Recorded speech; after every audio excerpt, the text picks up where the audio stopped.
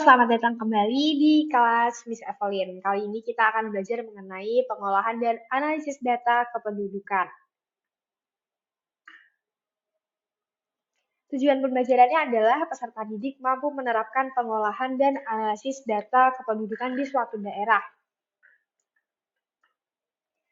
Apa sih materi pembelajaran yang akan kita pelajari selama beberapa pertemuan ke depan adalah menghitung angka kelahiran dan kematian. Yang kedua, menghitung pertumbuhan penduduk. Ketiga, proyeksi penduduk. Keempat, menghitung kepadatan penduduk. Kelima, komposisi penduduk. Dan yang keenam adalah latihan soal. Nah, kita masuk pada materi yang pertama, yaitu mengenai menghitung angka kelahiran dan kematian. Apa sih fungsi dari menghitung angka kelahiran dan kematian? Yang pertama adalah memantau pertumbuhan penduduk. Yang kedua adalah penyusunan kebijakan atau program pemerintah terkait dengan kesehatan. Yang ketiga adalah perencanaan tenaga kerja atau lowongan pekerjaan. Nah, ketiga hal ini berkaitan dengan lembaga pemerintahan dalam memantau populasi kependudukan, kemudian identifikasi penyakit-penyakit yang menyebabkan kematian, dan yang ketiga adalah perencanaan tenaga kerja atau berkaitan dengan program pemerintah untuk menentukan ataupun merencanakan program pelatihan pada bidang pendidikan dan pelatihan SDM. Baik, hari ini kita akan fokus untuk melihat data-data apa saja yang dibutuhkan dalam menghitung angka kelahiran dan angka kematian pada suatu daerah dalam dinamika kependudukan.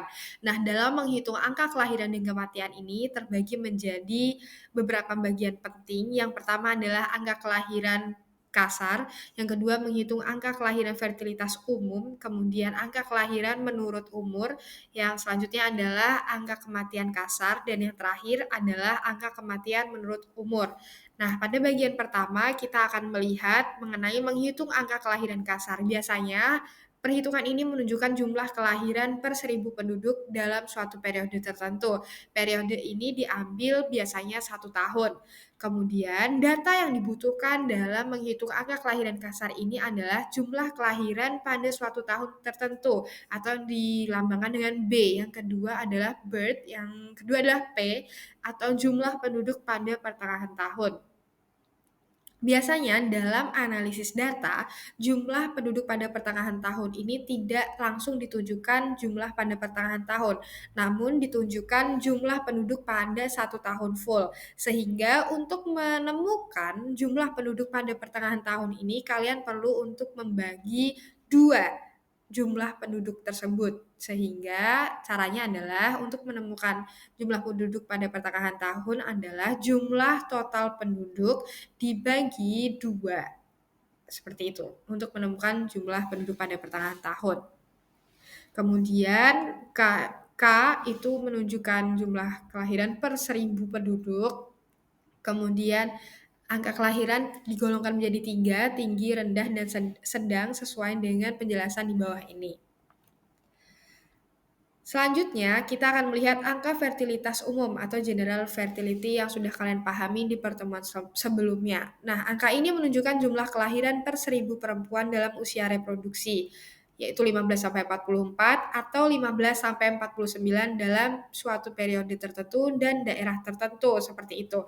Nah, data yang perlu dicari di sini adalah jumlah wanita pada usia reproduksi di suatu daerah tertentu dan juga jumlah kelahiran pada usia tertentu atau usia reproduksi yang sudah ditentukan, seperti itu. Selanjutnya adalah angka kelahiran menurut umur. Biasanya perhitungan ini menunjukkan banyaknya kelahiran menurut umur dari wanita yang berada dalam kelompok umur 15 sampai dengan 49. Jika di slide sebelumnya adalah mengenai fertilitas umum, sekarang kita lebih spesifik kepada kelahiran menurut umur. Kelompok umur 15 sampai 49 dan dibagi dalam kelompok 5 tahunan. 15 sampai 19, 20 sampai 24, 25 sampai 29, 30 sampai 34, 35 sampai 39, 40 sampai 44 sampai 45 sampai dengan 49. Data yang perlu dicari dalam menghitung angka kelahiran menurut umur adalah jumlah kelahiran pada kelompok umur X. Kemudian yang kedua adalah jumlah penduduk wanita pada kelompok umur X pada suatu daerah. Sehingga pada angka kelahiran menurut umur ini lebih ditekankan pada data berdasarkan range umur yang 5 tahunan ini dalam kelompok 5 tahunan. Seperti itu.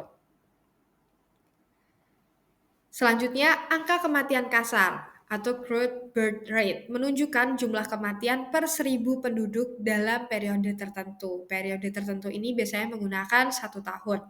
Nah, untuk kategori dari tinggi rendahnya kematian dibagi menjadi 3. Yang pertama, kematian rendah apabila kurang dari 10 per 1.000 penduduk. Angka kematian sedang itu berada di antara 10 sampai 20 per 1.000 penduduk dan dikatakan angka kematian tinggi apabila lebih dari 20 per 1.000 penduduk. Nah, di sini data yang perlu dicari adalah banyaknya kematian yang terjadi pada tahun dan daerah tertentu. Yang kedua adalah total penduduk pada tahun tertentu pada suatu daerah yang sudah ditentukan.